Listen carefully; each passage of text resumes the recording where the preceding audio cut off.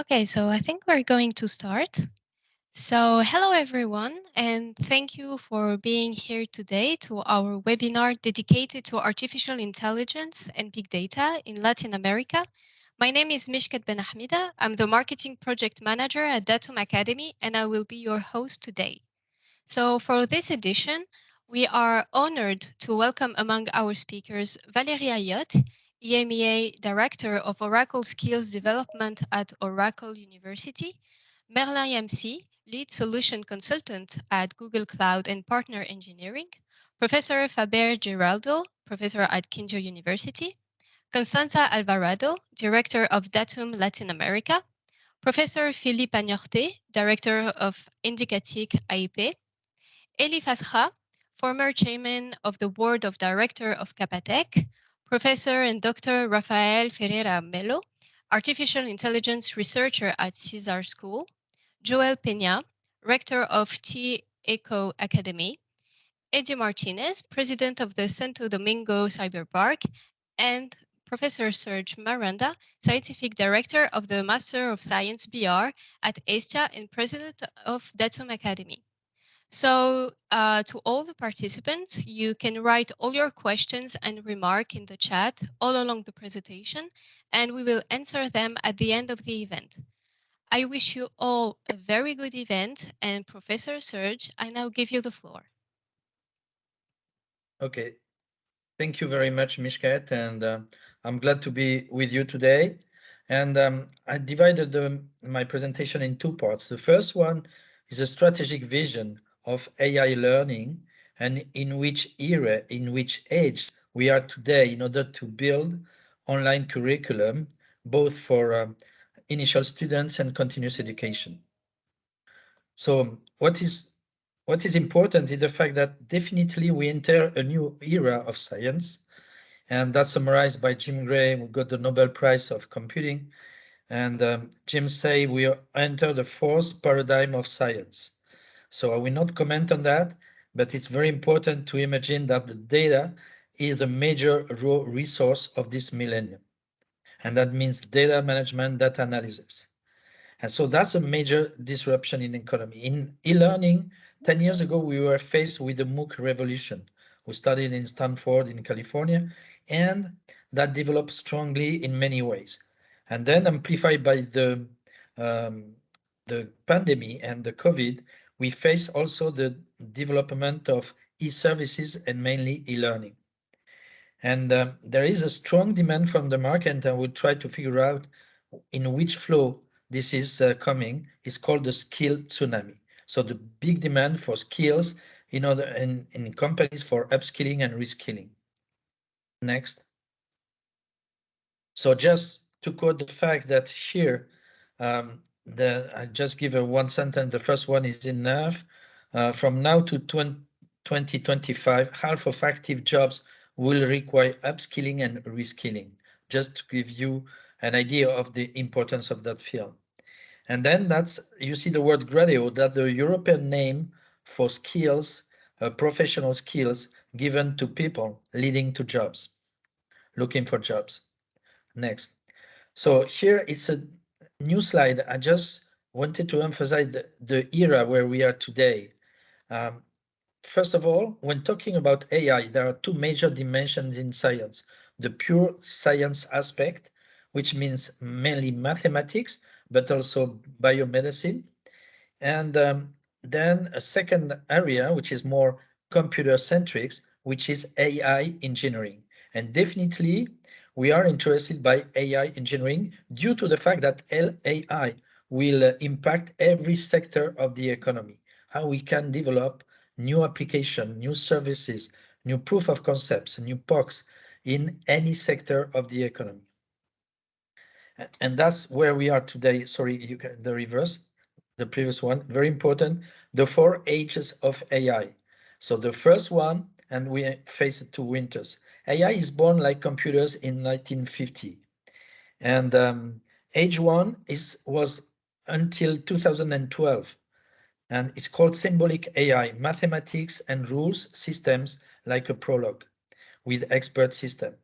And this age was knows two winters until deep learning. Deep learning, when deep learning came around, when deep learning came around 10 years ago, and that was represented by a new Turing Award in which a French researcher today both at Meta, Yann LeCun was a receiver, and at that time, deep learning demonstrated its added value concerning image recognition and image processing, and that was a big um, a big moment in the life of AI. So 10 years ago, that was the benefits of deep learning. Previous, again, because that's important slide. And now we enter the age 3 of AI, called specific AI. That means in the next 30 years, AI will be applied in every domain of the economy. Every job will be impacted. Everybody will have a digital twin. And that's from medicine to car driving, through marketing, through agriculture, we will have strong impacts of AI. That means in the next 30 years, there will be huge demands for skilling, upskilling, reskilling of people, both for computer scientists and managers. So that's where the data lab is located with the POX, student POX. H4 will be beyond 2050, and that's a question mark concerning what is called strong AI and generic AI with the consciousness coming to AI. That's another story. So just to look at this. In France, AI teaching was summarized in an important report 6 months ago, a year ago, and it's called France 230 report on teaching AI. Next. And they identified 3 major jobs in which we have to look precisely in every curriculum: data scientist, data engineer, and data application developer. I could put the adjective big in front of data. That's the 3 jobs which are described here. Next. And then we have 6 targets. Targets in the area of computer scientists, from top specialist to general purpose computer scientist, and then managers from citizen, I would say, to key decider. So that's the targets we have to have in mind when talking about AI applications in the future and AI e-learning in the future with graduates.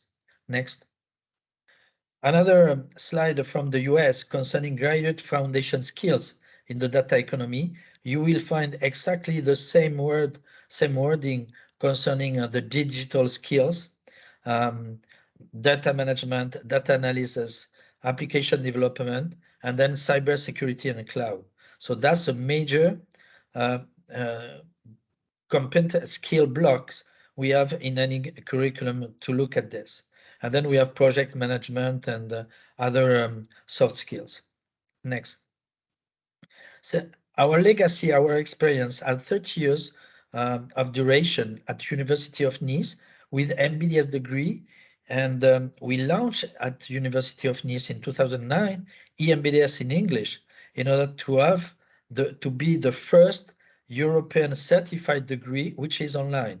It's still there, and we create a new one called EBR, more AI oriented, at ESTIA School of Engineering in Biarritz, with Google and Oracle as key partners. So what is the lesson we infer from MBDS, who lasted 30 years and in the top master degrees in France? So the major MBDS lesson is learning by doing. In the middle of the curriculum, every student work on a proof of concept of innovation with industry, under contract, under tax, whatever, but we are an industry sponsor for every project. And it's an innovation project. And the side effects are tremendous. First is knowledge creation, incremental knowledge creation. Then sustainability, then employability. Students were facing industry and then hiring the students. And that lead to an idea I will comment in the second part, graduates by example. So EMBDS launched in March in Paris in March 2009, and it's managed directly by University of Nice, and Datum provide all the MOOCs and the partnership with Oracle. Next.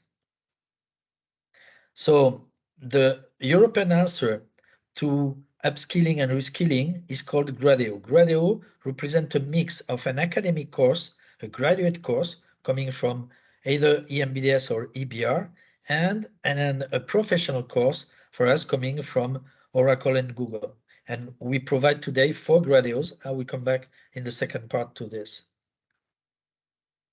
Thank Thank you. you. Thank you very much. So now Eli Faskha sent us a video, so we will just listen to it. Good morning or good afternoon, depending on where you are. My name is Eli Faskha, and I would like to talk to you a bit about the technology sector in Panama. For the past decade or so, I was part of either Capatec, which is the Panamanian Chamber of Technology, as president for a few years, or the Estrategia Panamá Hub Digital, which is the national strategy that we have for the sector. And I will tell you a bit about the strategy. But first, I would like to congratulate everyone involved in bringing this new educational opportunity to the region. It's very prestigious to be able to get a degree from ESTIA Institute of Technology remotely now, and especially focused on areas like artificial intelligence and augmented reality that can have so many implications and applications that really there's no limit to what you can do. So congratulations, and also anyone thinking of pursuing this opportunity, congratulations as well. So a bit about Panama Hub Digital.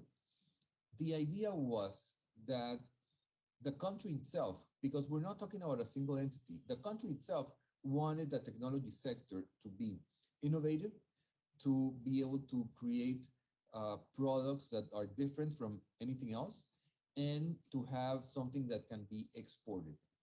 And we also thought about the strengths that Panama normally has. Panama has always been a hub, either logistics or hub for transport or fiber optics, and expanding that into a digital hub made a lot of sense. We knew we had to get together all kinds of entities and players in the country.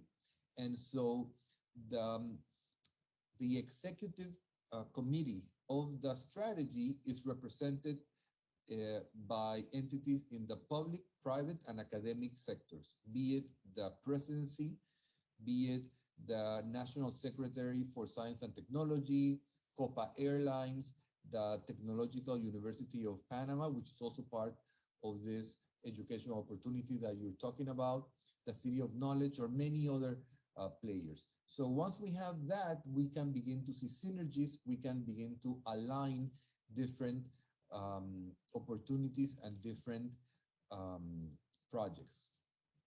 Some of the principles, as I said before, of the strategy, we wanted to create keystones, anchors that attract talent, that attract investment. We want to have innovation that is world class, and we want to be able to export this because the Panamanian market is not scalable enough to attract large investment. So we always think of the region as the natural expansion of anything you do within our borders. And we have 4 pillars.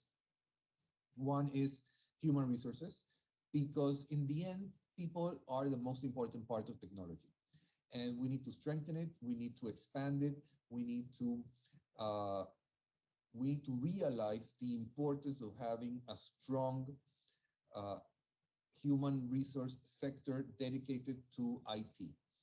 And studies we did told us that we needed between 5 and 6,000 new people coming into the sectors, be it as students, be it as um, people that change careers or that enhance their studies, which is exactly what you are talking about now with looking at artificial intelligence and augmented reality.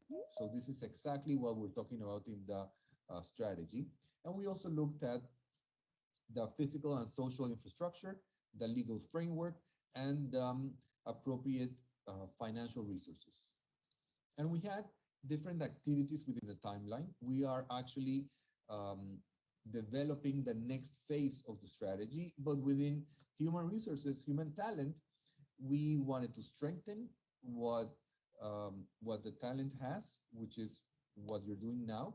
And we also want to be able to integrate the new people into the business sectors, because research is extremely important, getting the knowledge is extremely important, but it's going to make a larger impact if you integrate it into the business sector, into innovations that are applicable, that are exportable. So it's not only acquiring the knowledge, expanding the amount of people and the quality of people, but it's also integrating them into all kinds of sectors in the economy. And that's basically it. In the past 5-8 years, what we have seen is that there's a lot more interest in developing innovative solutions to problems. We see a lot more startups coming up. We see a lot more young people getting into these areas. And the pandemic actually helped realize the importance of technology. It was the only way during the pandemic to be able to collaborate, to work, to share, to grow. So we want to continue that. And we know that without a strong focus on technology, the country is not going to advance and to develop as much as everyone would like.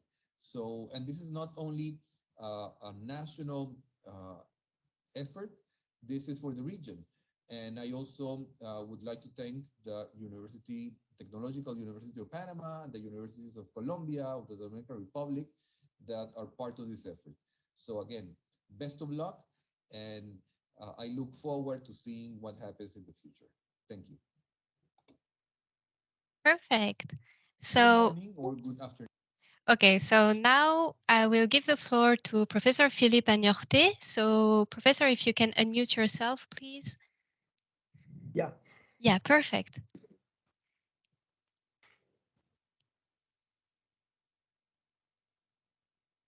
So you can start. It's all yours now. The slides, please. Yeah. Okay. Okay. Good morning. Good afternoon from Panama. Well, in order to give a local Latin identity to the event, they asked me to do my presentation in Spanish. I'm sure our Brazilian friends will understand perfectly. Well, voy en español. As Eli, como Eli lo dijo en su talk, INDICATIC es un elemento de la estrategia de Panamá, Panama Hub Digital. Más precisamente, bueno, se trata de transición o transformación digital, lo que es un asunto en todos los países y también en Panamá.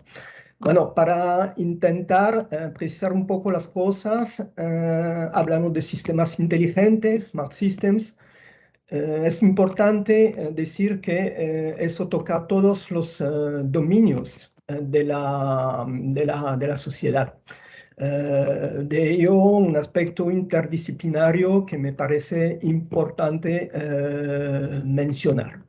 Bueno, para adelantar un poco sobre la descripción del entorno de INDICATIC, podemos decir que esos sistemas están básicamente basados en entornos conectados. Bueno, cada uno escuchó de IoT, ahora hablamos también de IoE, Internet of Everything.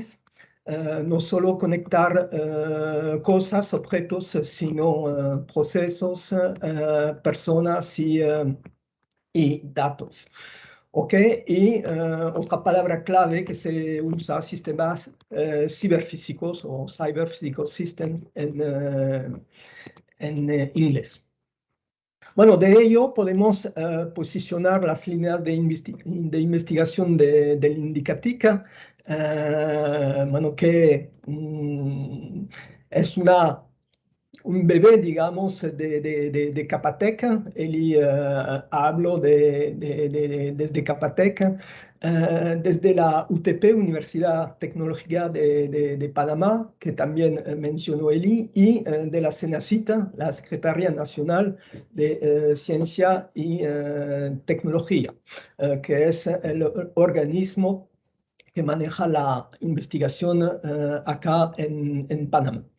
Bueno, dos líneas principales. La primera tiene que ver con el diseño y la implementación o integración de esos nuevos sistemas. Claramente se trata de ingeniería de sistemas. Prefiero decir ingeniería de sistemas que ingeniería de software, que eso me parece más amplio. Y con una fuerte conexión con lo que escuchamos, especialmente de la boca de Serge, procesamiento de los numerosos datos generados con el fin de tomar decisiones, ¿no? Porque colectar datos para procesarlos y por qué procesarlos para tratarlos de manera a tomar decisiones. De ello, ¿cuáles son las palabras claves? Bueno, arquitectura de sistemas, metamodelos, eso para parte ingeniería de sistemas, pero para la parte datos que nos interesa especialmente hoy, destaqué dos palabras que son Big Data y inteligencia artificial, en total conexión con la charla de Serge.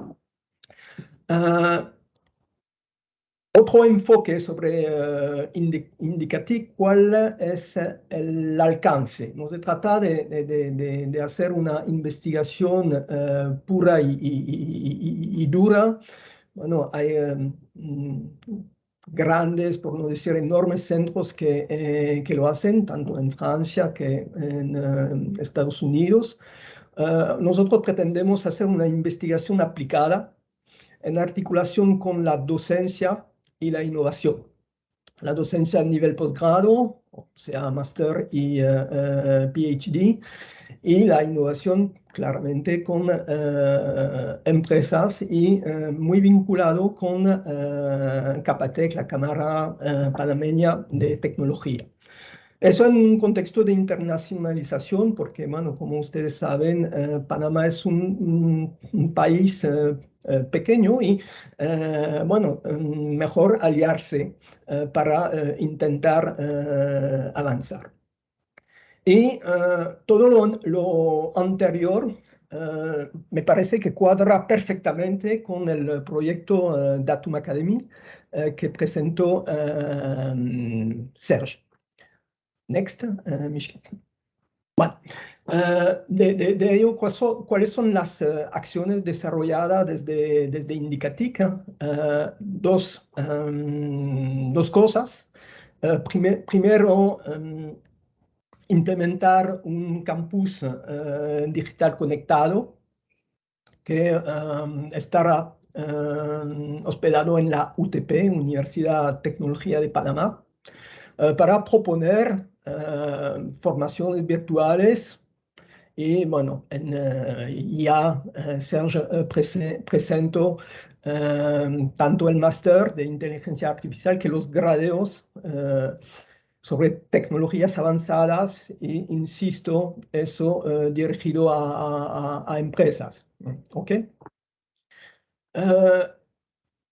También se trata de armar proyectos con empresa mediante el concepto de Proof of Concept en espacios dedicados, lo que se llama Data Lab. Eso para el primer punto. En cuanto a la segunda acción que proponemos desde INDICATIC en Panamá es implementar la estructura, la organización Datum Latam como representación de Datum Academy en América Latina y basarla desde INDICATIC en Panamá. Bueno, de ello voy naturalmente dar la palabra a Constanza Alvarado, que va en unos slides hablar un poquito de los objetivos y las acciones de Datum Latinoamérica. Gracias por su atención. Thank you very much. So now, Constanza, if you can unmute yourself, please, so you can present Datum Latin America as you are the director.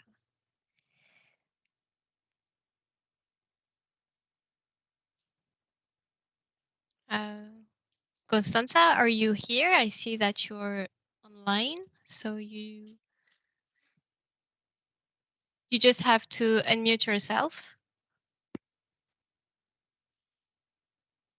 I'm here.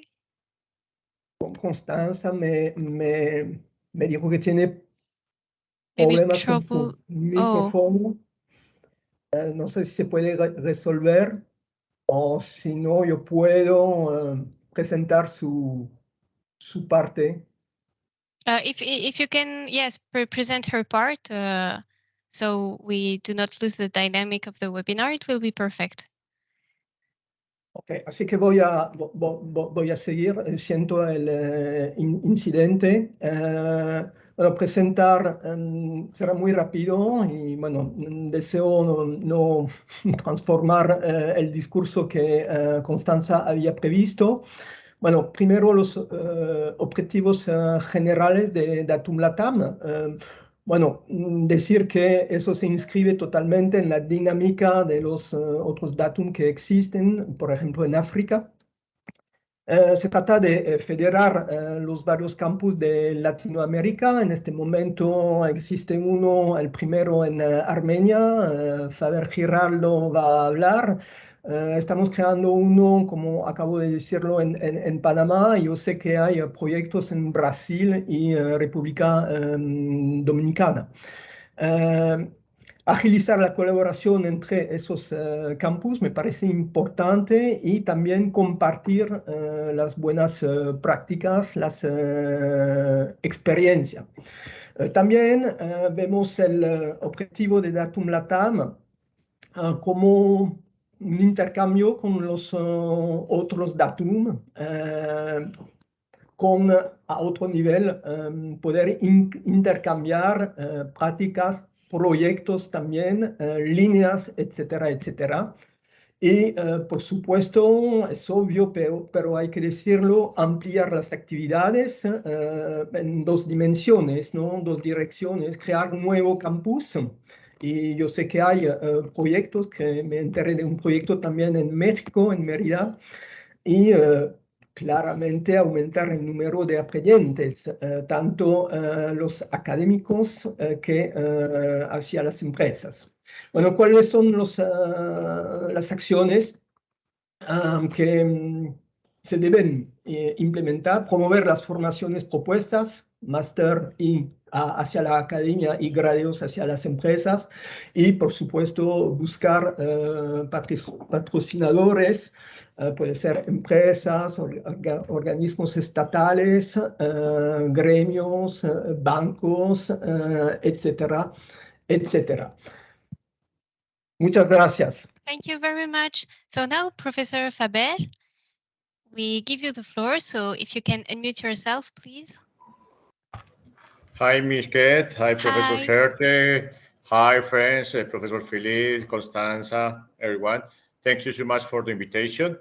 I don't know, I must follow any specific rule for the presentation in English, or I can make my presentation in Spanish as the native language of the most of the participants. You You're do speaking as a we. good English. You're speaking a good English. You can invest in speaking English, Faber.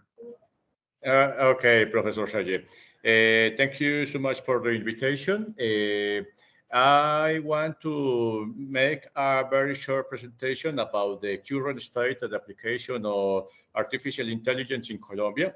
This is consequence of some strong initiative from 15 years ago, maybe, promoted by the Colombia government and the private industry about software development and new technological challenges that we are addressing right now. Please, the next slide.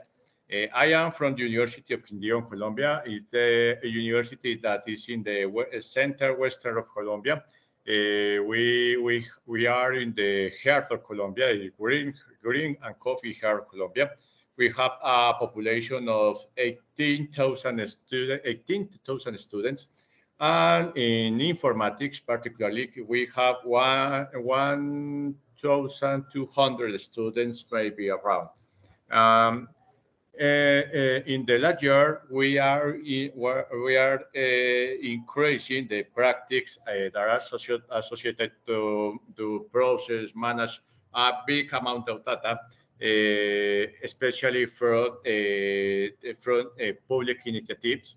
In the current slide, you can see an information of the last week from the OECD, in which Colombia is the third country on this selected group about digital government approach.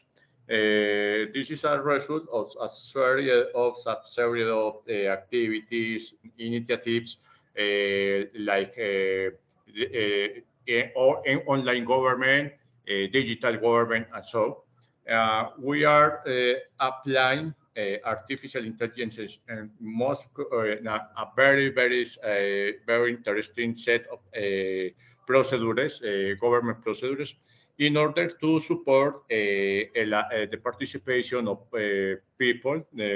common people for taking decisions, for reviewing the public process, and for making strong procedures in order to control some specific control acts and so. Therefore, the slides that use the presentation, the slides that you see, you can evidence the important progress that Colombia has in the digital public government initiative. Next slide, please. This is the current set of approach. We are interested to promote specific initiatives that use artificial intelligence, smart territories, smart service, open data in order to facilitate the processing of data from government institutions, major hospitals, university, and so. And we strong the participation of the common people in this kind of the political initiatives. Um, we have a very strong support in the local ministry of ICT. We have a very nice, very interesting results about the applicability, and also all this initiative demands an important number of professionals that are formed in artificial intelligence approach. Now we have a very important problem with the talent acquisition in Colombia. We have an important deficit, maybe 100,000 of professionals that the private and public sector demands. We don't know the number of professionals formed in this kind of disciplines. We are working in this moment with another professional, more formal science, like statisticians, like mathematicals, and so. So we have, as country, we have a very important challenges about the local talent for promoting the local industry of ICT. Last week we had the one of the most important conference about ICT, INDICATIC. In this conference, government, private sector, and academy discuss about the increasing of the projects about artificial intelligence. And one of the most important topic in Colombia this current that is associated with artificial intelligence, which is the digital transformation. This topic is the most important issue that is addressed in this moment, but all the initiatives in Colombia, public and private. Next slide, please. With this is an example of a public document about a specific digital transformation and artificial intelligence. This is a public politic that is promoted from Colombia maybe since 2, 3 years ago. This public politic give us all of the roadmap about the applicability of artificial intelligence in Colombia, including technological issues and ethics issues that are associated with the use of the artificial intelligence and his application in specific projects of the public sector. We have a national politic as country, and a very important document because this document demands professionals highly forward in these topics because maybe us from of technology we think that is use a specific framework or specific language or a specific initiative, PyTorch, Keras, TensorFlow. This is beyond. This is about ethical issues, confiability issues, and the management of the results, the sustainability of the initiatives, and so on. Therefore, we can show you how the artificial intelligence is important for Colombia, so that we have a specific public politic about this topic. Next slide, please. And also, since 3 years ago, we are working in a set of areas of focus. Those focus that you see in the screen are no efforts about research in Colombia. We have specifically focused on converting technology and industry 4.0. This is a specific area of research in which the government of Colombia requires effort, research, advance about the applicability of new technologies, as the Professor Phillipe told, such as cyber physical systems, artificial intelligence, big data, edge computing, for computing, specifically in sectors such as agriculture, climate change management, risk management, risk disaster management, and another specific phenomenon that occurs in Colombia. And of course, another initiatives that comes from a private sector. We have a strong national research agenda in which artificial intelligence is informed, and maybe this agenda is will be with us about the next 2 3 years. We are promoting strongly in this moment new projects about the applicability of artificial intelligence in sectors in which there are a high amount of data. Well, for example,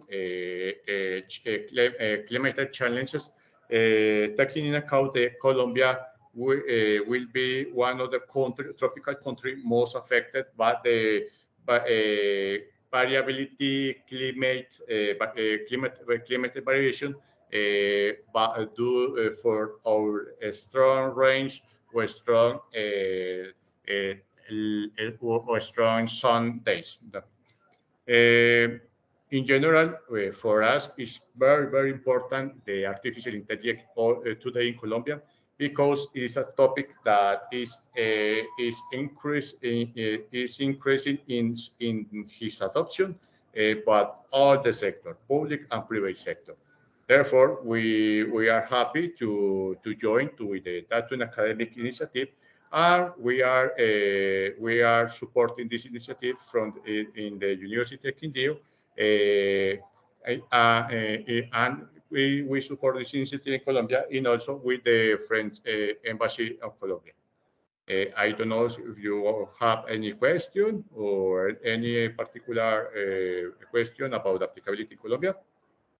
The question will be at the end, but of course, participants can always write their questions in the chat. So thank you very much, Professor Faber.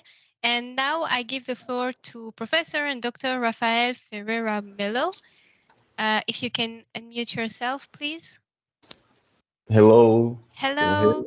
Yes, perfect. Hello, everyone. Thank you very much for hosting me in this webinar. Today, I will present about my research at Cesar School, which is a university and innovation institute here in Brazil. Next slide, please. And I will basically be presenting about very quickly about two research themes of Cesar School.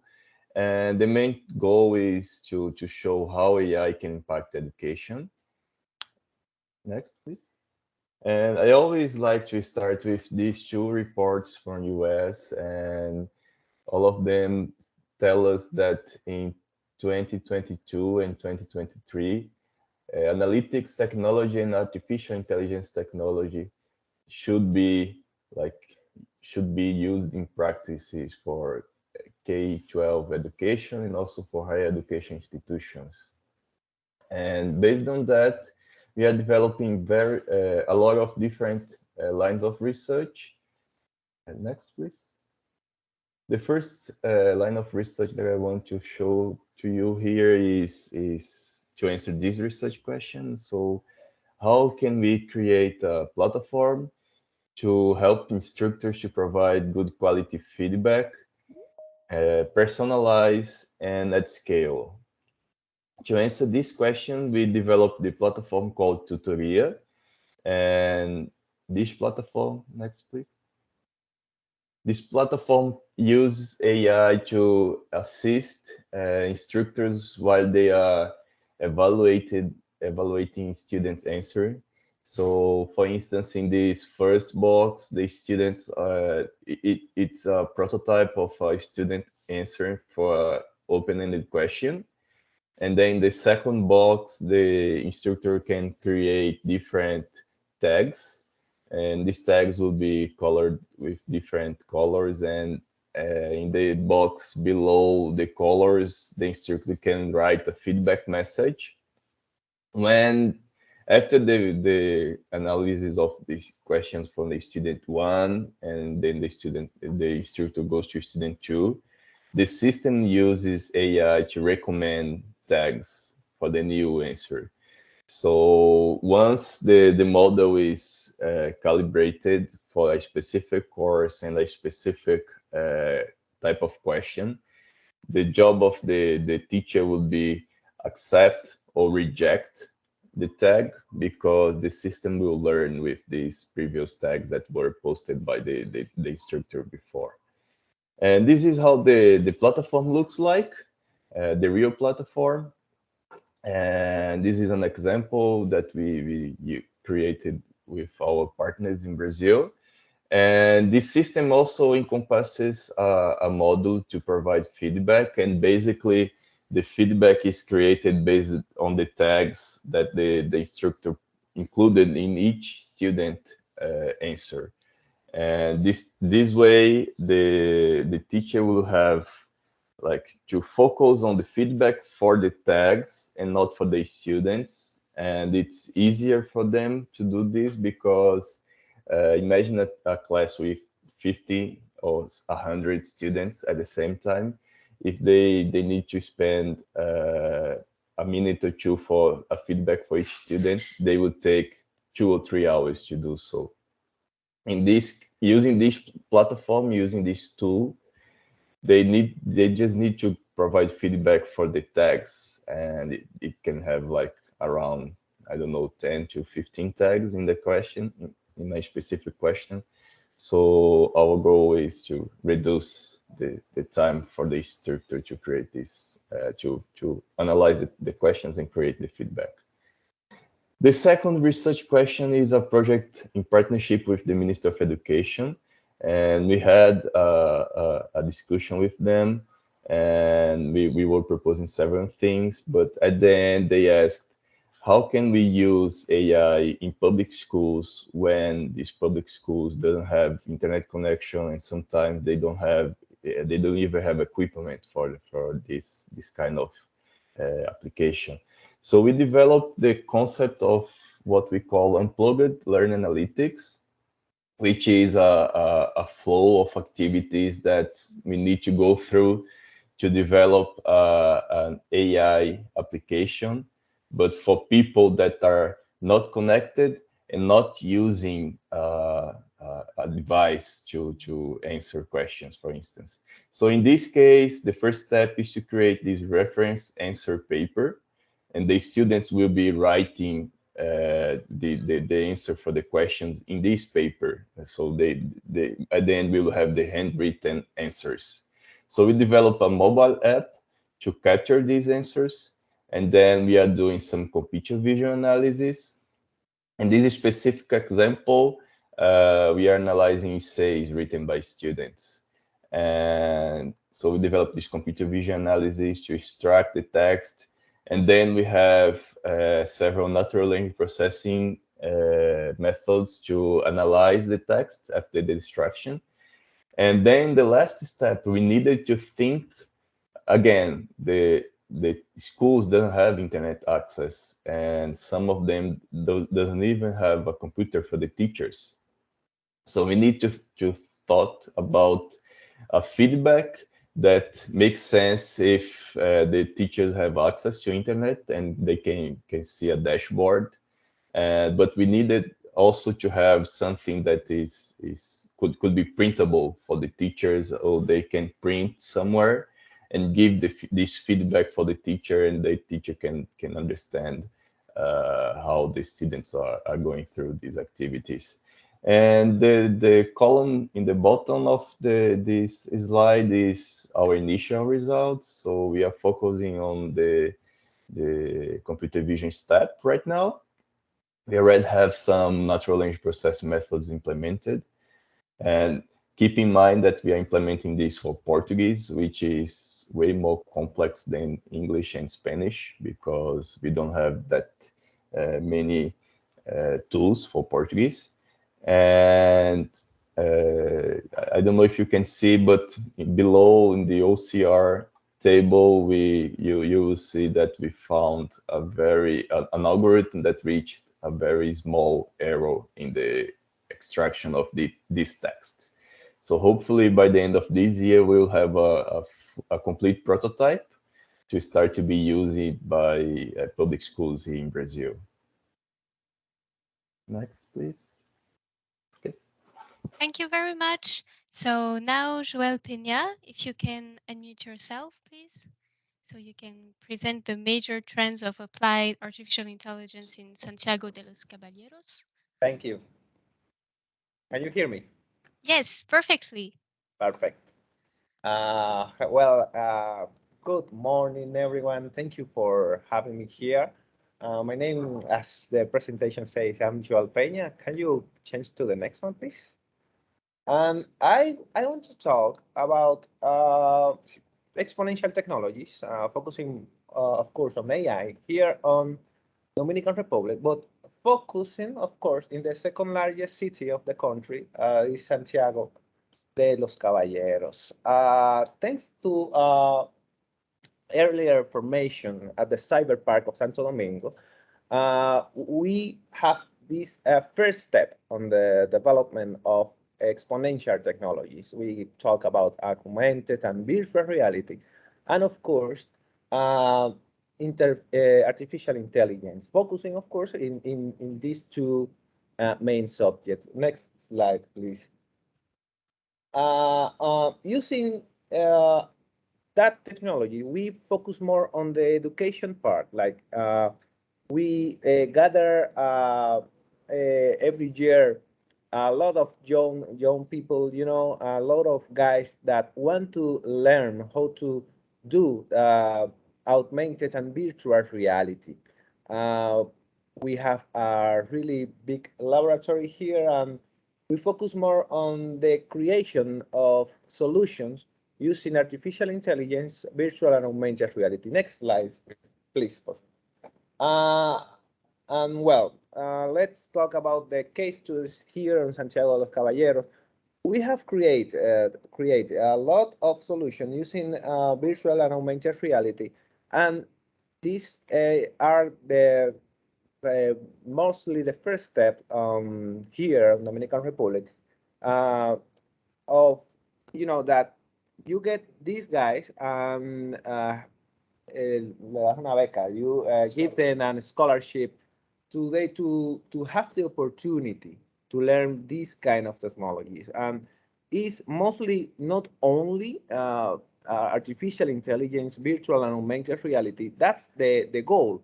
But they spend 8 months of their life learning pretty heavy, intense stuff, because in order to you to program, to create this kind of solution, you first have to create the resources. So they learn, next slide, please. They learn 3D modeling, they learn graphic design, animation, they learn how to program, not only on Python for the artificial technology, they learn how to program C Sharp, JavaScript, C++, because we wanted them not only to be successful on the development part, but on the creation of assets and resources as well.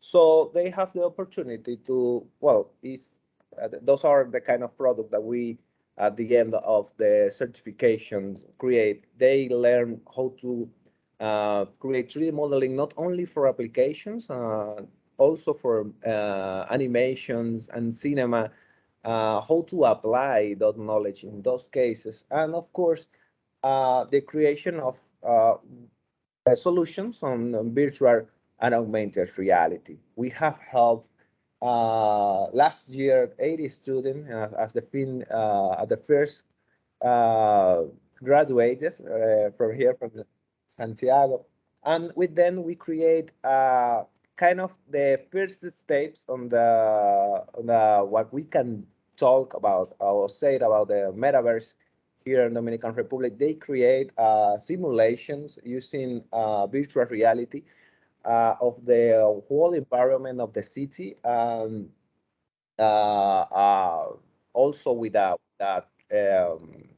the driver hardware and all that is necessary in order to create a simulation like that.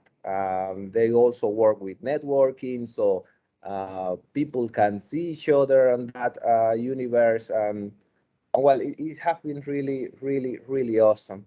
And using artificial intelligence, we have created exact copies of the buildings regarding the area, and we want to expand that software to uh, cover mostly of the country.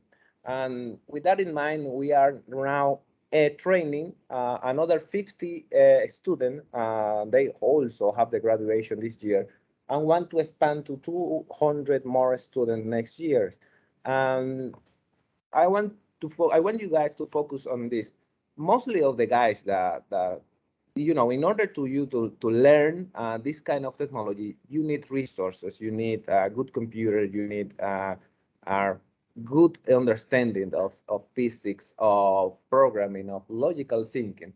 And those kind of requisites that are really expensive, but thanks to the Cyber Park and here and Santiago Teco Group, we give those guys scholarship. We have the equipment, we have the the arm, so they can grab on and create this kind of solution. Next slide, please.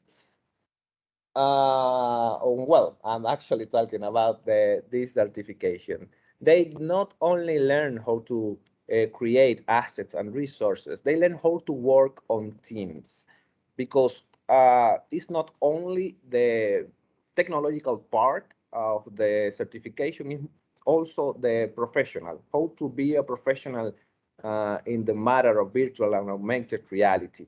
And in order to do that, you have to learn that it's a group effort. It's not only one people, because as you or if the guy start student, they learn how to, as I say before, create assets, animate assets, paint assets, program assets, and as you know, is each one of them is a course by itself, is a knowledge by itself. All of that goes combined on the project management part. Next slide, please. In order to create this, we uh, focusing on so they can learn Scrum project management. Like they have to take a role, get in the role, for example, of a 3D modeler, and that's my stack, that's what I want to do, or a Scrum Master as a leader, developer, designer, stuff. But most importantly, at the end of the certification, they have to face with a client, with a solution for a client, a real client, and only if they succeed with that client, they are ready for the real world. So we expose those guys to that kind of situation because it's what we believe is necessary in order to this kind of technologies grow here in Dominican Republic. Not only the teaching part, not only the learning part is most focusing, that's last part on the professional, how to be a professional, how to work with a client, and of course, how to create a solution in these matters. These are the first steps here on Santiago. As I said before, are mostly focusing on the education in order to have a platform. So in a few months or years, see the fruits, the results of all of this training. Right now, as I said before, these guys are mostly focusing on create solution, on create a digital twin of our world here in Dominican Republic, and I believe they can do it so because constantly we are keep teaching, we are keep creating new talent. So this kind of project have enough people to work on. So I believe that the last slide, right? Oh, can you change to the next one, please? Okay, yes. So no, first the last one, please. Thank you. That's the one. No, the next one. Sorry. This one. Yeah, that's the one. Okay. Yeah, that's awesome. So as I said before, we are not alone in this area.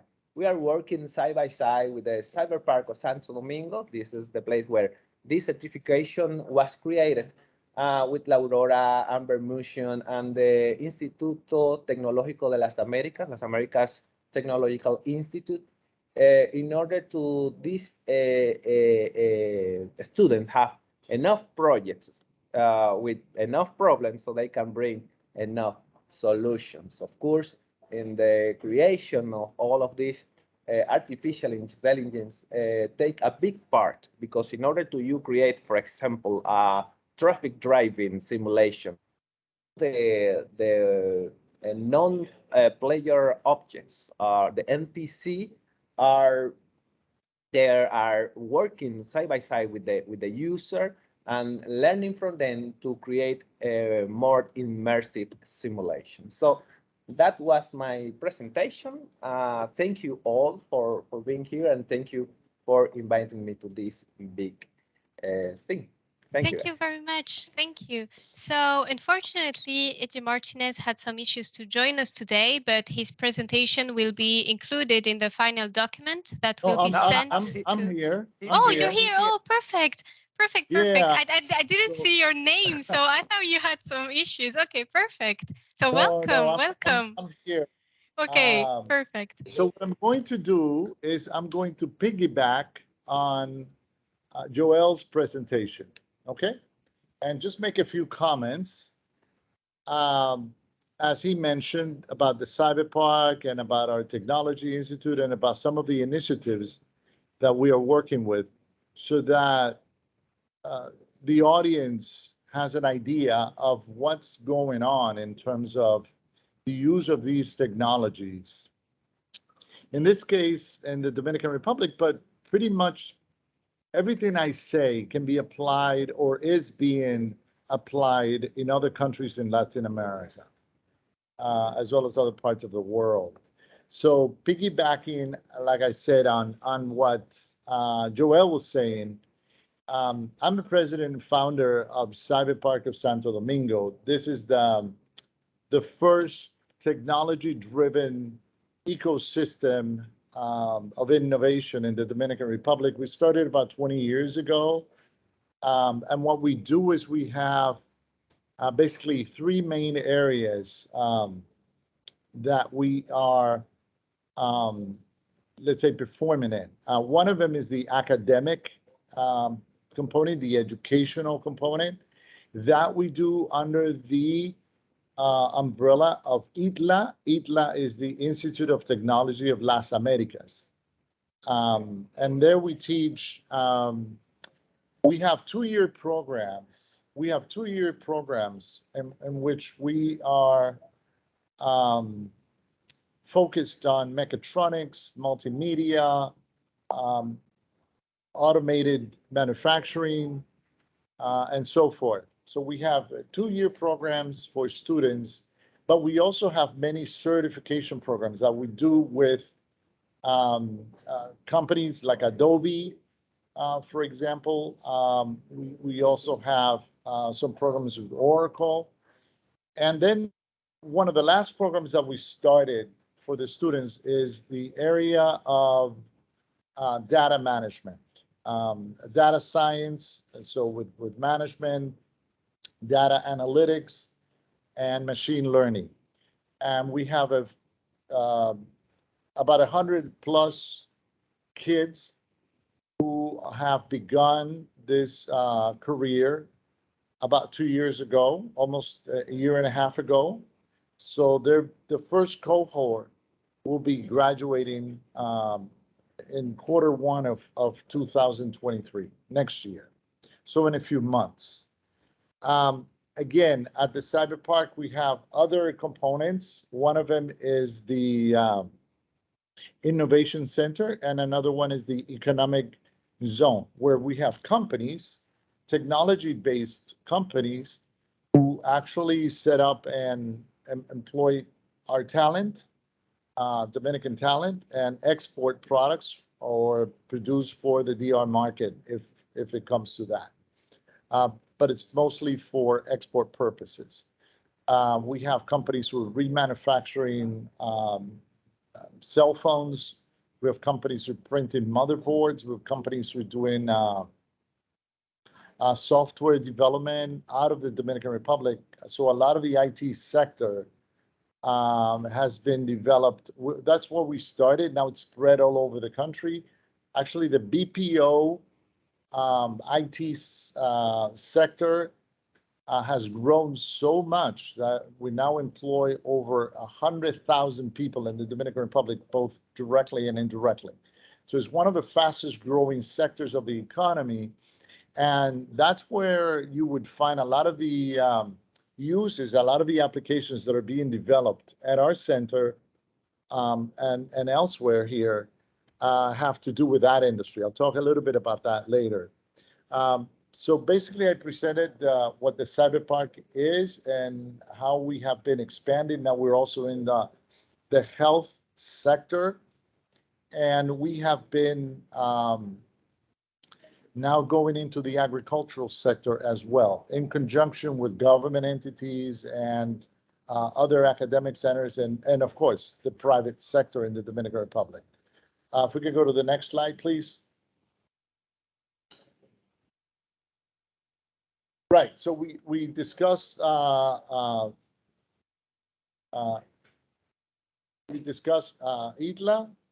We have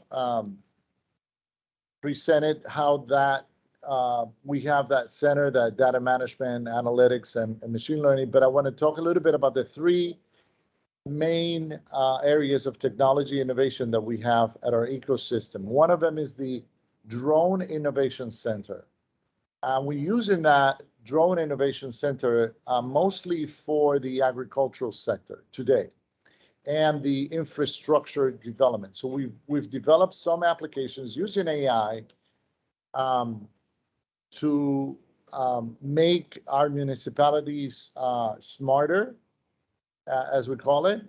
We're helping the Ministry of Public Works to supervise a lot of the work that they do using drones, and a lot of this, both the data and the analytics of that, we do at the Cyber Park. And now we're beginning a program training about 100 agricultural professionals, technical people, as we call it, that go around the country in teaching what we call now Agriculture 4.0. And of course, a lot of the applications we're using drones, but we're using AVR, we're using digital technologies, and some AI applications that we have helped developing, and with the other center as well, which is a 3D modeling center. So we're prototyping products also for the industry, the industrial sector in the Dominican Republic, the manufacturing. A lot of the companies want to transform, jump into the automated processes that they need, and we are working with them, with the Ministry of Industry and Commerce, in developing such applications for our industry here.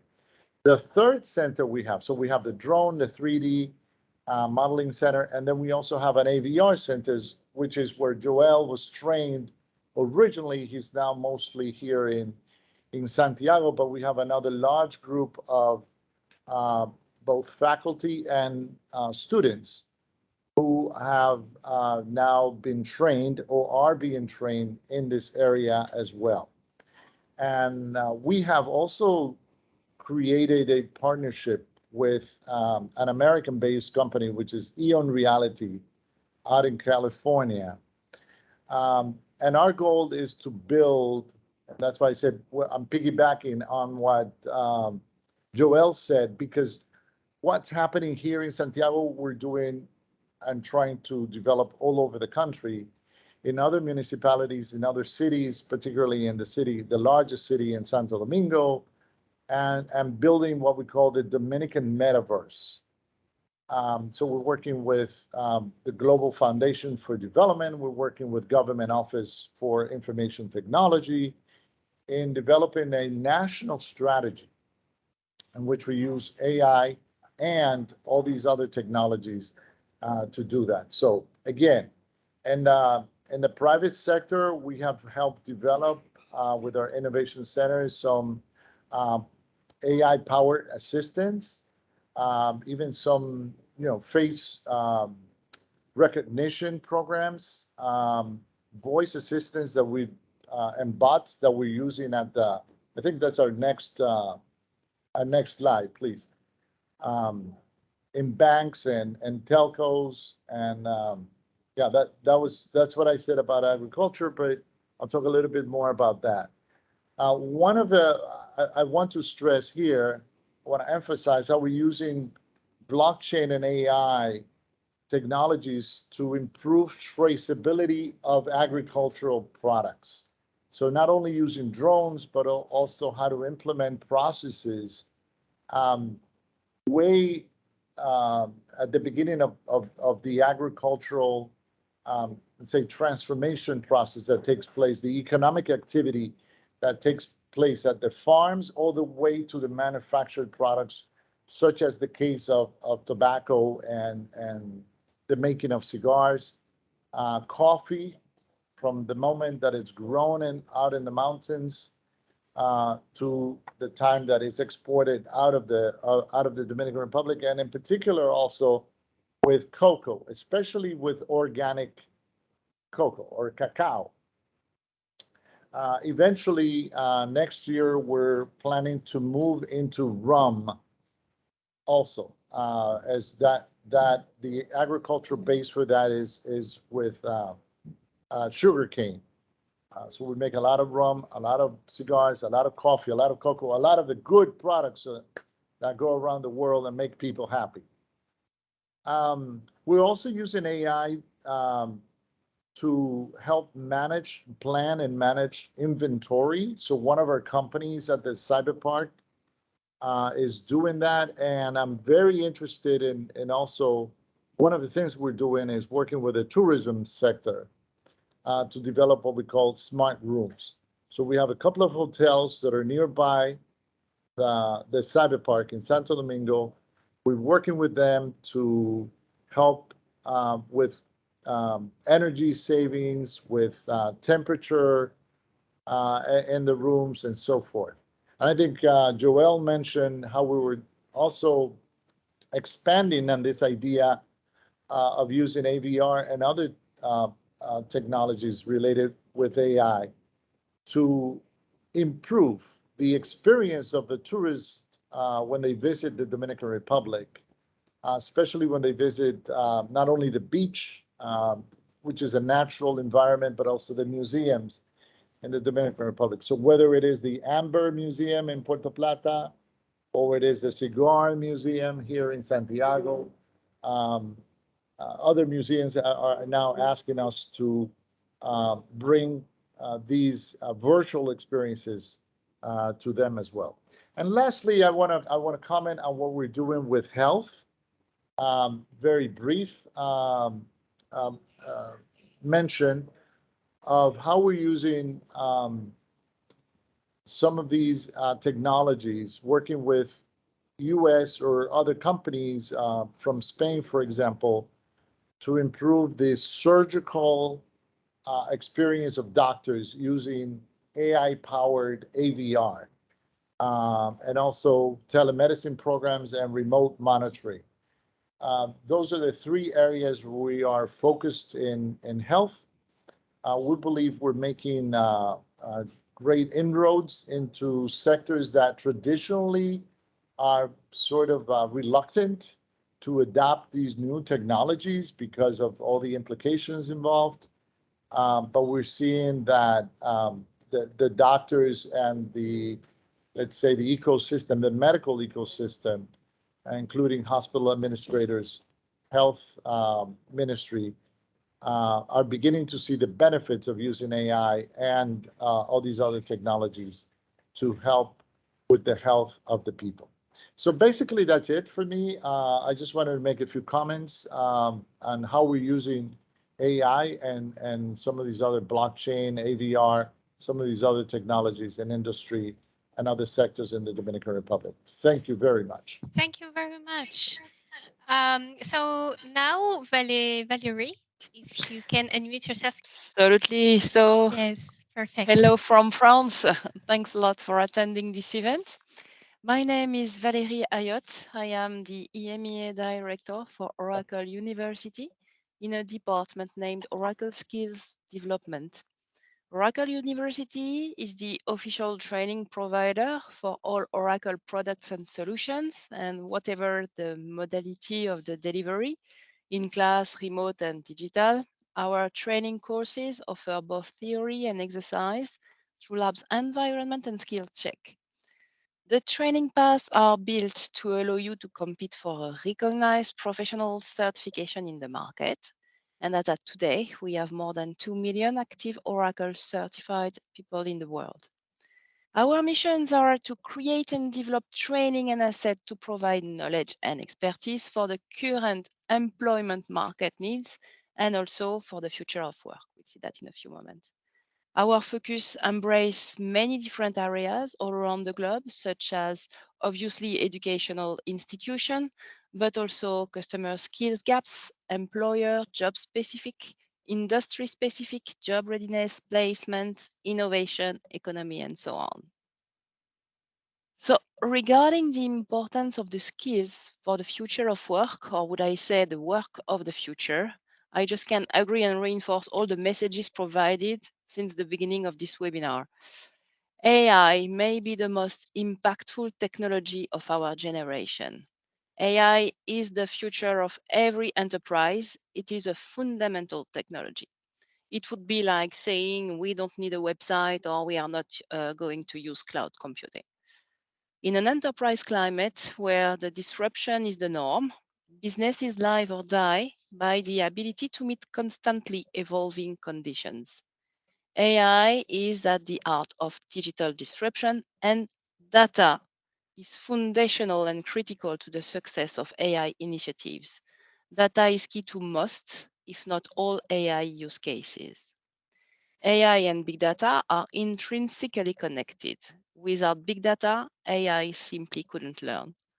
From the perspective of the team in charge of Oracle's cloud product marketing, they liken big data and AI learning process to the human experience.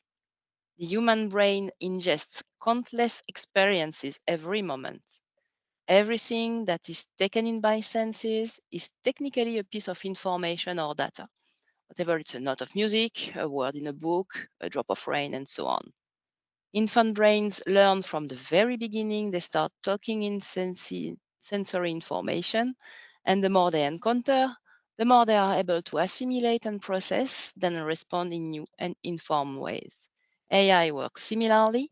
The more data an AI model encounters, the more intelligent it can become. Over time, as more and more data processes through the AI model, it becomes increasingly significant. In that sense, AI models are trained by big data, just as human brains are trained by the data accumulated through multiple experiences. While you need to exploit the power of AI to reap significant benefits by sipping AI throughout the value chain of a business, you need a data strategy for AI if you want to turn data into business value.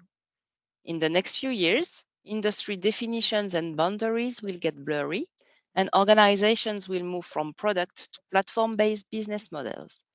Organizations will need to redefine their business model, reevaluate their supply chain, and reimagine their customer journey. AI will be integral to all these efforts. I will not dive deep into all the solutions and capabilities of Oracle solution there. We could spend hours looking into them. I will rather focus on use cases and concrete examples of applications and solutions developed thanks to Oracle AI solutions and capability. So let me just provide you with a high-level view on Oracle portfolio. I have added a slide at the end of the presentation in which you will find some links to bookmark and to investigate, as well as links to free training on Oracle. So our machine learning platform has been available for years now.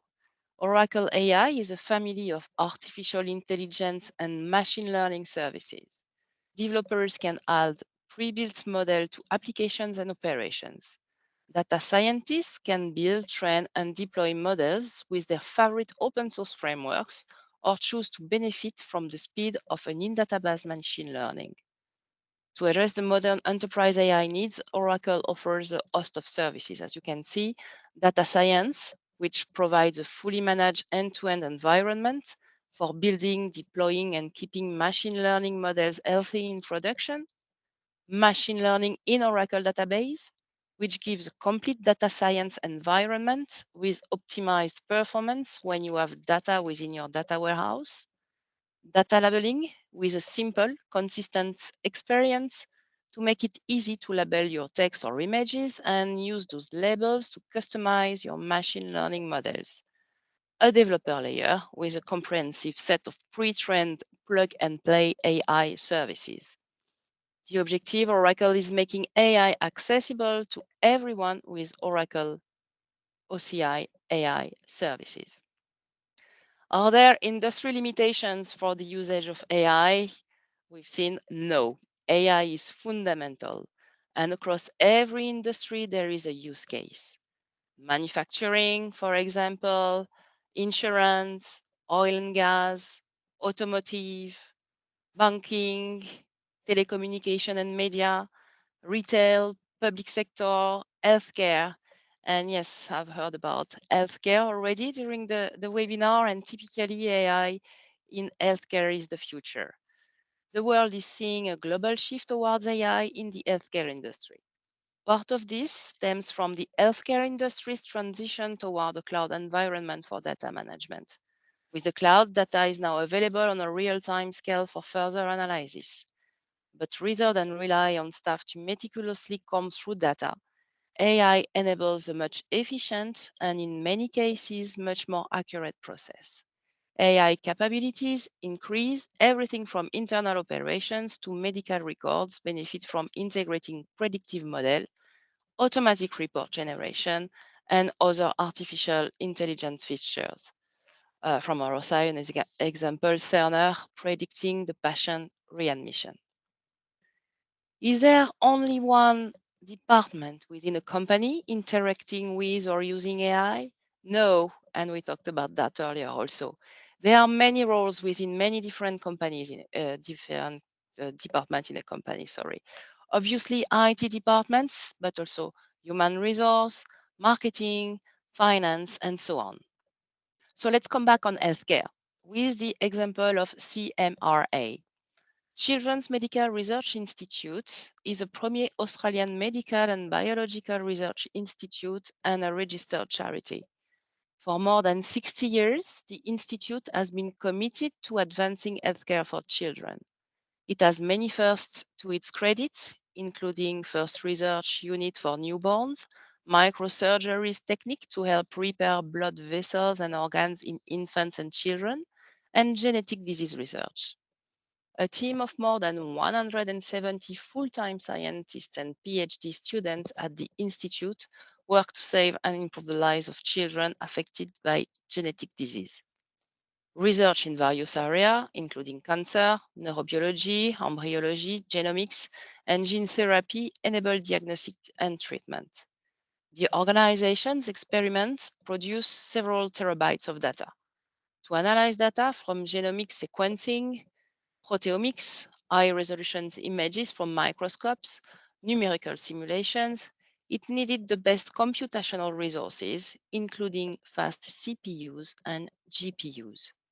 Oracle Cloud Infrastructure has helped the Institute to take advantage of big data and machine learning capabilities to automate routine database tasks, database consolidation, operational reporting, and batch data processing.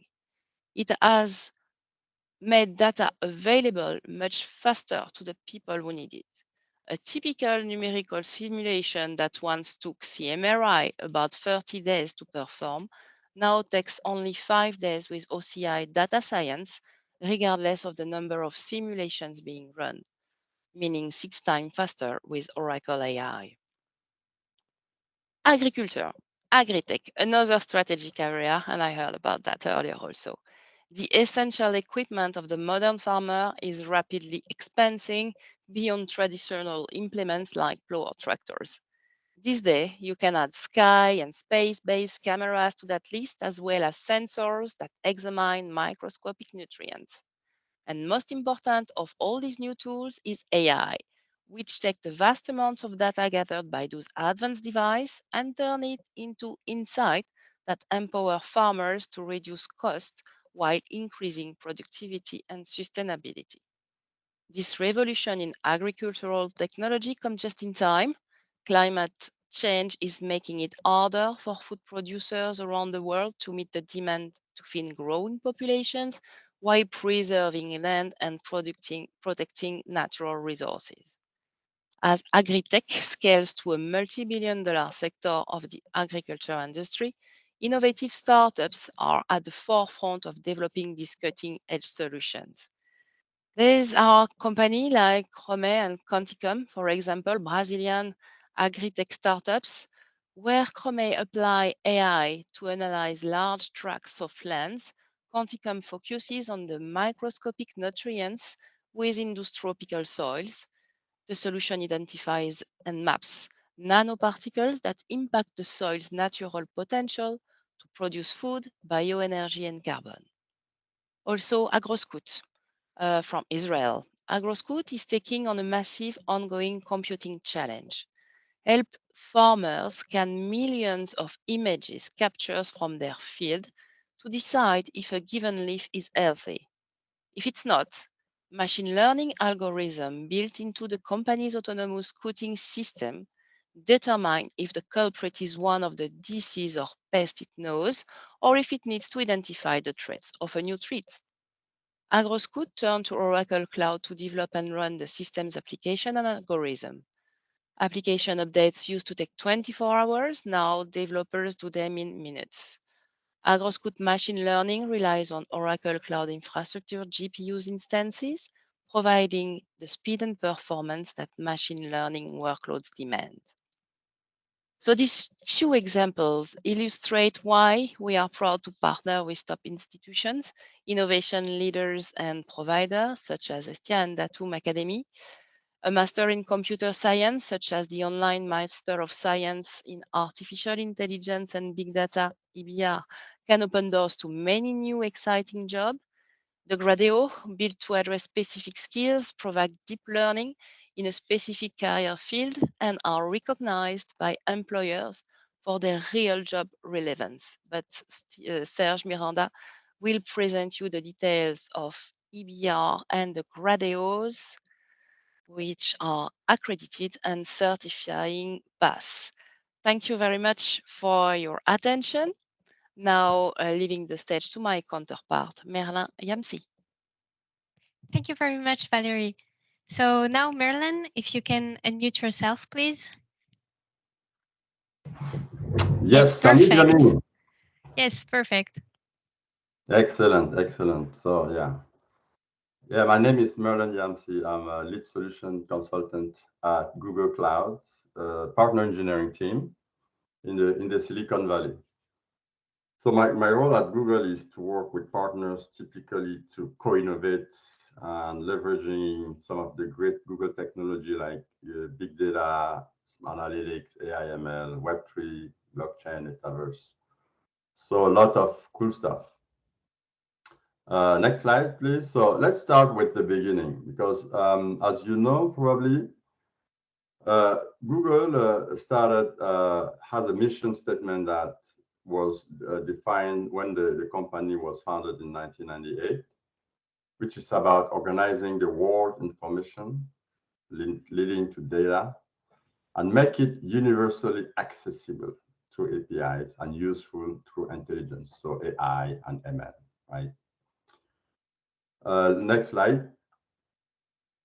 So the company was really born as a data company and now is kind of the world leader on AI. So Google Cloud was built to accelerate every organization's ability to transform through the data-powered innovation, leveraging the best infrastructure, so the infrastructure as a service, the platform, and industry solutions.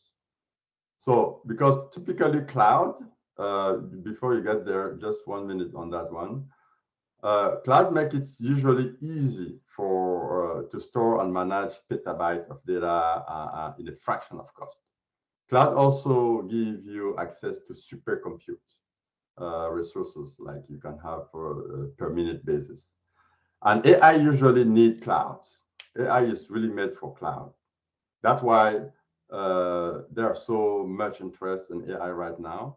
The potential has been sitting there for a while, just only accessible by few experts. But now with the cloud, we are finally starting to unlock it, right? And Google Cloud is opening its tool for that. So this is Google AI. One of the main tools that Google is opening is Google AI. Google AI is about utilizing artificial intelligence to provide efficiency to the world. And Google has recognize that the AI is solving major economic, social economic problems like, user experience, health, education, transportation, agriculture, and more. If you go to the next slide, you will see that, in fact, Google has been known that for decades, they've been experiencing deploying AI. If you look at the search, you use ranking, speech recognition, translation. We provide a lot of AI translation algorithm. Driving car, self-driving car with Waymo, right? So we've been around for a very long time, leveraging AI in our own technology since the beginning, right? And we've been publishing, leveraging Google Research, a lot of publication around AI. So probably like more than 8,000 publications as of today. So AI is very popular. So if you go to the next slide, AI is very, very popular, but the challenge is that very few people today know how to use it or even can use it. So our goal is really to extend that to millions more of people, right? We want to bring that to everyone. If you go to the next slide. So one of them, Google is a first, next slide, please. Google is an AI first company. So the company, the employees at Google know how to do AI, typically, yes. But one thing that we also need in the company is to bring AI to people that don't necessarily know AI, but also want to, know about it, right? Want to talk about it. We want to expand our view of the AI education to other people that not just don't use AI. So you have the AI enthusiasts, so people that want to know AI to teach others, and you have the AI practitioners, so people that want to learn AI to apply AI. Right? Those are typically the two type of people that you will see at Google. So some people are very non-technical team. They want to know the AI. They want to just know the concept and inform for discussions with peers, while others want to use it for, really apply it, have the deep knowledge of ML and AI, and want to apply it as much as possible. So these are the typical type of path that you will see in the company when it's about AI. Next slide, please. So what's the strategy of Google? Google is really about solving the knowledge, the education challenges by democratizing AI. We want to make it available everyone. We want to make it easy, fast, and useful for not only the experts, but for also the developers, the users. I mean, everyone that needs or want to understand AI. Right? We believe that AI is a fundamental cloud technology that will eventually benefit to all companies. So the capability of AI isn't just in question in this matter. So you will see that it's at a point where AI researchers have shown that AI is very powerful, but they just need to be applied to real application, right? So the barrier for adoption is getting into the hand of the customer now, right? So not only the experts.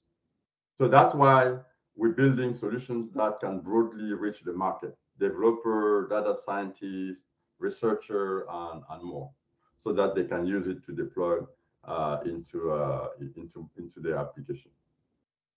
The strategy that we're using for that, which we call AI democratization strategy, is to democratize that with education. So we built a curriculum that will enable skilled programmer to become AI enthusiast or practitioner. So you want to use it to train, or you want to use it to apply, right? We have a curriculum that takes into account through the exploration of concept and techniques that are taught in a very practical and hands-on manner, right? So next slide. So our portfolio, we don't want to go deeper in the portfolio, but we have this portfolio in a multitude of programs first for Googlers. So we built that for Googlers from the beginning so that we can use that in the company for our own people to talk about it or to train other people about it or to apply it in our own product. Now, the goal is to share that content to the world and to bring that to the external people, including academic partnership, which is why we are partner with a lot of academy to expose that, right? And we're using that, we're leveraging that through something that we call grow with Google. So grow with Google is something that is there for digital awareness, really, in general. So we made a pledge that digital skill training, we want to train millions of people in the world, right? So in that sense, we want to make digital skills available, which include AI, of course, but not only, because digital skills go from basic stuff to very advanced stuff like AI.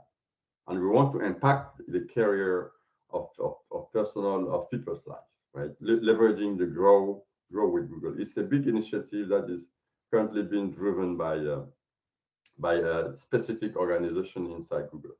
And if you look at why we're going there is 2018, we had our CEO, Sundar Pichai, saying this, which means that education is changing, right? What he's saying here is clear that people need more options to thrive into the digital world. The next generation of workers will depend on how we evolve education and tech in the coming years. So because of moving skills, education need to change, right? If you go to the next slide. So skills and jobs, right? So in 2019, we expand our strategy to continue to drive what we call digital skills education. We'll merge skills and job so that we can connect the critical skills in jobs areas, right? So that you are not only learning how to do something, but we are also learning because it will be useful going forward in the next generation, leveraging our next generation of people, including diversity, because we need to take care of everyone, not only the experts. So as part of that, we have decided to create some certification, which is called Google Cloud Certification. The Google certification is part of Google Career Certificate, which are online professional level training designed to help job seekers to grow in high growth field and advance their career in the places where they want, right?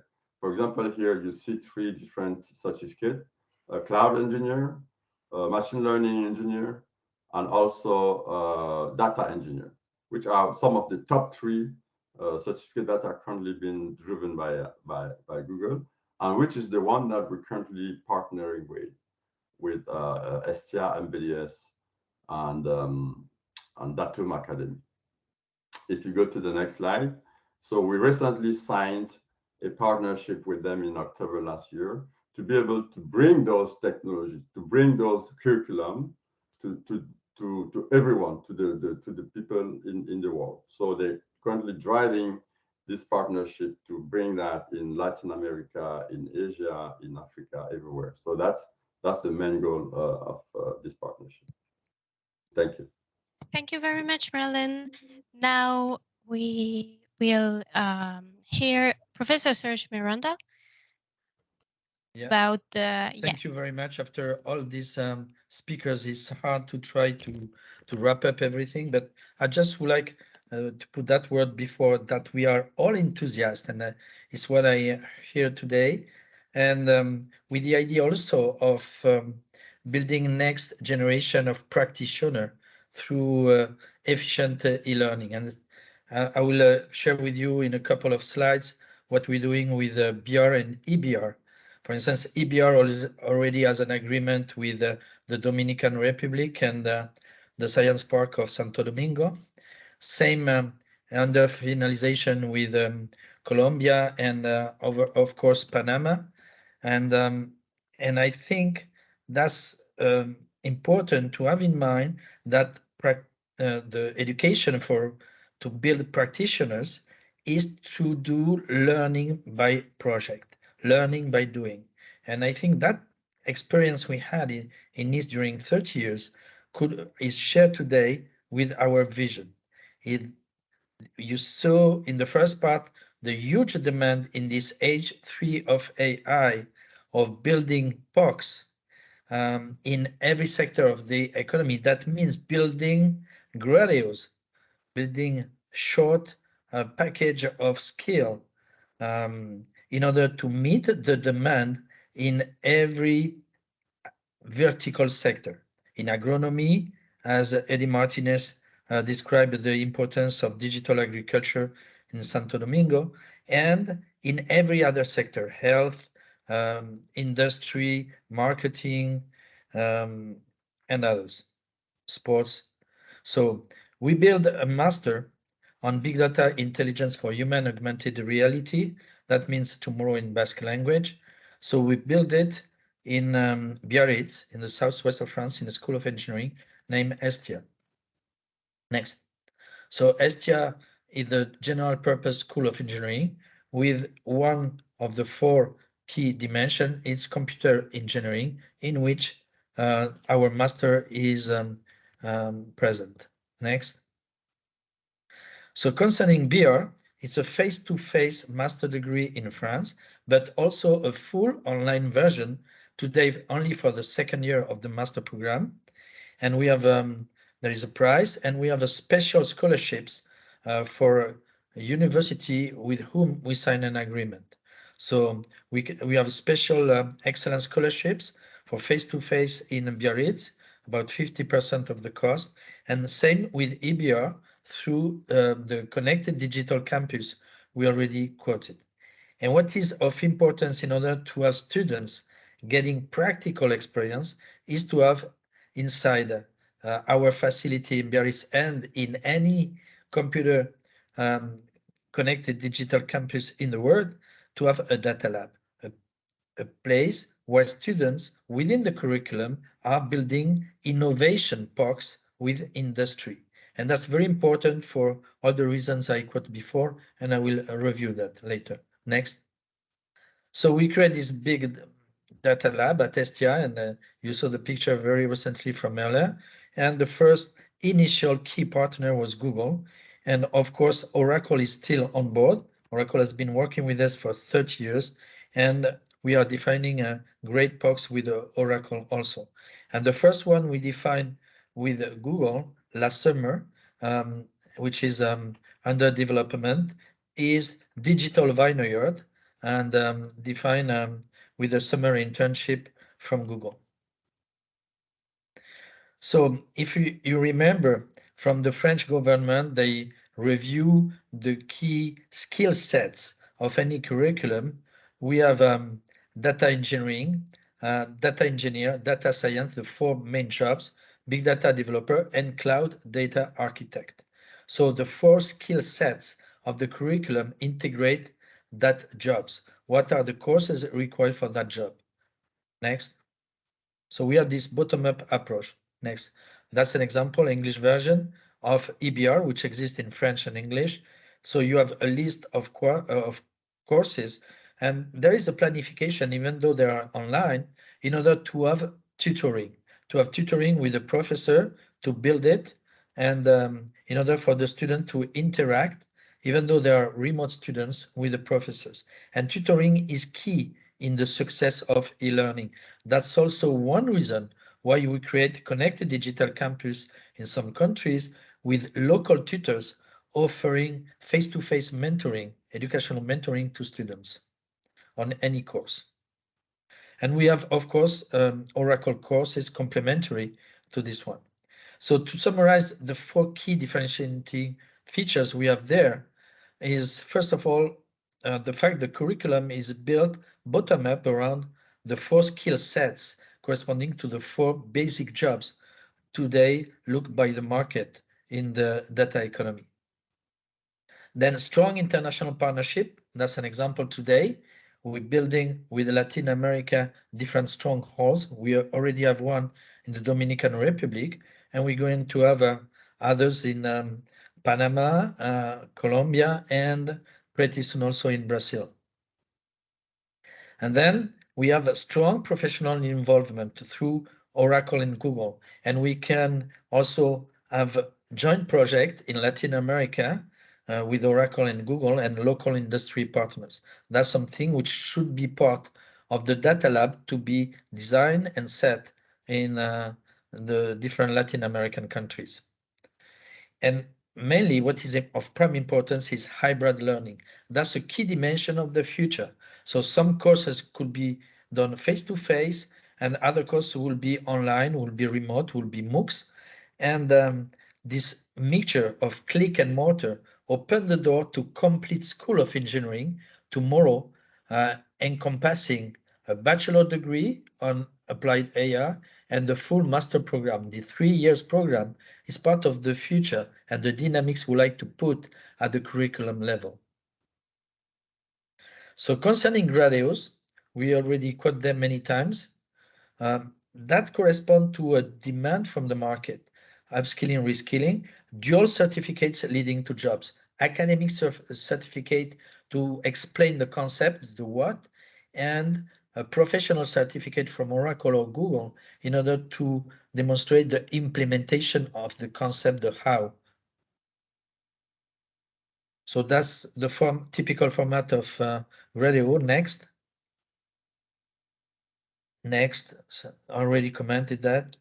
And the 3 graduates, we already today have 3 graduates with Oracle. We're working to have more in the area of, in the third age of AI. I think we'll have plenty, but today we have 3 for computer scientists, advanced SQL programming, big data and artificial intelligence, and full stack mobile web development. And here we have an academic course from the BIHAR Master and the professional course from Oracle University. And then we have 1 graduate with Google is a version of AI and big data with a focus on the cloud, with 2 academic courses from BIHAR Master and 2 academic courses from Google. So we quoted that time many times, Connect a Digital Campus. It's a university with whom we sign a formal agreement for dual degree in the future. Our ambition is to enrich existing curriculum with a fully certified online master program, European one, and a professional one, to enrich existing one. And of course, with an existing one, we can imagine building dual degree. Students could get 2 degrees, a local degree, local national degree, and a European degree. And that's the clearly win-to-win partnership we like to establish through the formal agreement which exists. So the rationale for connected digital campus is first education, offering local tutoring to students, offering local mentoring to any students. And this tutoring could be extended to internships and projects with industry. Second is innovation. So building concrete POCs, proof of concept, POV, proof of value with local industry company. And this use case could be part of a global strategy of continuous education. And then we can build close to the POC an incubator. And our ambition is to build an international network of CDC. Next. So we signed, for instance, with Afria, which is a French agency with French-speaking countries in Africa, a formal agreement that concerns, I think, 33 countries in Africa. And then more precisely, we inaugurated 2 CDC connected digital campus, one in Ivory Coast in last March, next, and a second one in Madagascar in July. So we already have 2 running CDC in Africa. We signed for 10 more, and every year we plan to append the 2 CDC in Africa until we have 10 to 15. Next. So you see, there is this international ambition. With Latin America, we exist in Haiti and the Dominican Republic. We plan to exist in Panama, Colombia, and Brazil. As a conclusion, I would say EBR is within what we call adaptive learning of the future. Blended learning of the future is a dimension of any higher education system, either for students or for industry. That's part of something which is of prime importance.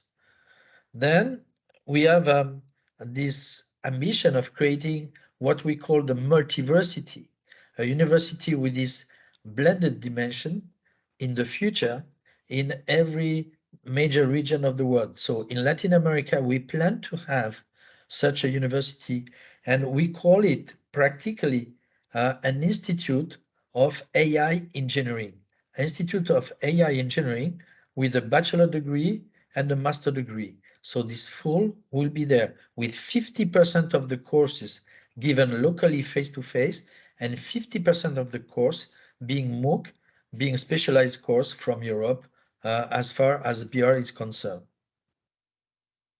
Next. And final one, to give the dynamics and to see how it's not something which is just consists in a master degree and 4 graduates. There is a real dynamic behind. So beyond the data lab, we have here the practical aspect of, for us, of what is required today on any AI course. We don't need extra AI theoretical course. We have them. There are plenty. But what we need is practical experience through innovation parks. And that will give the way to a series of graduates in the future. You see, during 30 years, we'll have to face that situation of putting AI everywhere. So we'll have to define graduates both for computer scientists and manager, and I would say, and citizens, how AI will impact their jobs, how they will have a digital assistant in order to perform their jobs in banks, in driving a car, in whatever field, in as a doctor, in a hospital, in factories, etc. So we need to have that. So the idea is to build graduates, I would say specific graduates for agriculture, for banking, for insurance, etc., built around a use case prototype in the data lab by BR students. If we succeed in that, then we'll have a practical graduates of prime importance where students can acquire the concept, can adapt and adopt another use case developed by others with the data set, and then adapt it to another database. And that's the way, the practical way to build good practitioners in the future. And we're thinking about a new business model in the future. Any EBR students could be a subscriber of use case being prototypes in the data lab in order to enrich continuously their knowledge. So that's part of a vision we're sharing also. So that's an example of something which is aiming at building institutes of AI engineering at the minimum 3 years bachelor, 1 year, the third year of a bachelor degree, and generic master program. It could be, of course, a 5-year program with a local bachelor in computer science. And that's part of our ambition to build that in dual way, in cooperation with existing universities to create this kind of institute. And with a professional interface, local industry interface, in order to have a sustainable program. So that's part of our vision, and in the dissemination of our master program and the graduates in Latin America, and will be proactive in this way. And do thank today all the partners we talk, and with beautiful project in front of us in the Dominican Republic in digital agriculture. We're expecting an Erasmus Plus program sometimes in September. I hope we'll have, and that will be something practical to put in the data lab, and which is a world issue, digital agriculture, in which in any case we will invest in the future. So thank you, everybody. Thank you very much. Thank you. And Thank you talk with very much, you Professor. soon with pleasure. I forgot to put my camera. It's okay. That's to say hello to everybody. We will move on the questions time. So when participants register on our website, they can ask their questions in advance. So we have 3 of them. The first one is how much level of math is required to make a career in artificial intelligence? Maybe Professor Serge, if you can answer this. Well, I mean, today, since I have this experience at university, my feeling is that you have at least 2 levels. The level which is the bachelor level, you can have a bachelor in AI and be an AI practitioner, which could be useful in any sector like marketing, like even agriculture, etc. So bachelor level is an intermediate level. So 3 years after the baccalaureate is bachelor, and it's a good output. And second, of course, is the master program. At the end of the master program, you mastering the tools, the AI tools, both mathematics and deep learning, for instance, and through a real project, and then you can go and work in any team. I said team.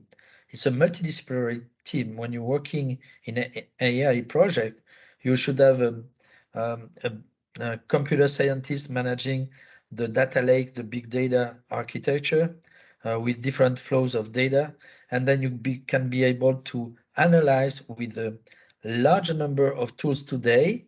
And all these tools, machine learning and deep learning, could be available interactively through all the major data providers.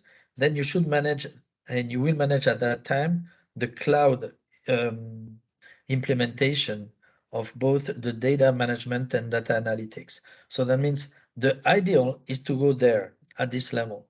And then if you're looking at reskilling, for instance, if I'm talking with an agronome, somebody, and he said, I would like to know what could be the minimum I should know in order to understand first what AI can bring for me in crop monitoring with IoT, with drone, etc. And second, how I could eventually implement in my field this kind of thing. And I think here a graduate is enough. You don't need to go into a full master program or a full bachelor. A graduate is enough where you have a, a tutorial on the tool you will use, a tutorial on the environment, for instance, the cloud, and the data management and how you manage the data, and of course, a concrete use case where we will demonstrate how you can use the different machine learning systems. So, and what is the most important, and I try to emphasize that in the initial part, in 2012, there were definitely key moment where after 2 winters, there were AI revival. And this is due for only one reason, or 2 reasons, the big data and the power of processors, the GPU. But that most important thing is big data. For any project in AI, you need to have historical data set and real-time data. You need to have this couple of data. If you are there, then you can go into prediction, into decision support, prevention, the 3P, I say, and eventually the personalization of your field, of yourself, if you're talking about health. So data is of prime importance in order to succeed any AI project. And that's, for me, something which marked perfectly in the 10 years ago. Thank you. And we have the second question. Is there any scholarship if we want to enroll in a CDC in the University of Panama? Is it possible to pursue with a PhD in artificial intelligence if we success the program?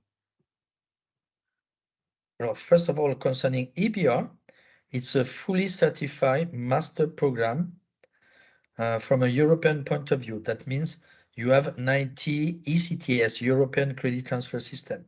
With this, you can enroll in a PhD wherever on the planet, in Europe, in the United States, in India, wherever. We had the experience of students getting EMBDS in India and then enroll in a PhD program there. So that was one of the major characteristics I emphasize. It's a fully certified, European certified master program. Thank you. And the last question, in which way do you think artificial intelligence will help people in their everyday life? Well, I listened to my friend from Colombia, to Faber, and he talked about the importance of AI in everybody's life. In terms of security, of course, in terms of prevention of many things, health prevention, health detection. You could imagine having a lot of personal consequence of all this. And we go into that. Until 2050, any doctor will have a digital assistant. You will be a digital twin. And then we collect the data about you. And then we can ask you to go and see the doctor because there is an anomaly which is detected. And in 2050, some people say then we'll have a digital doctor. There is a major debate on that. A digital lawyer, a digital banker. You will not have a human being in front of you, you will have a robot. That's possible. And that's, I put 2 question marks. That would be age 4 of AI, but in 2050. And up to then, in every aspect of our personal life, from health to sports, you will have a digital assistant, a digital doctor in your pocket. Thank you. So I think that's all. So thank you everyone for being here today. And I would like to especially thank our speakers who took the time to prepare their very interesting presentation. If you're registered to the webinar, you will receive on Thursday the replay along with the presentation document. So if you are a candidate interested in our programs, you can contact us at this address, contact@datum.academy. And if you are a company or university interested in a partnership in Latin America with us, please contact Constanza Alvarado at this address. So thank you all. I wish you all a very good week. And let's connect on the next edition of our webinar on Friday with Asia. It will be very, very interesting. Thank you all. We're traveling in the world from our room. Yes, exactly. Thank you very much, Mishket, for the organization of this webinar. Thank you. As usual, it's perfect, and talk with you very soon for next travel somewhere in Asia. Okay. Thank you. And for everybody from Valérie, Merlin, Phillipe, talk with you soon also with pleasure because we have ahead beautiful things to build. Absolutely. Thank you very much. Thank you, everybody. Bye-bye. Thank you. Bye. Bye. Thank you, everyone. Thank you. Bye, Phillipe.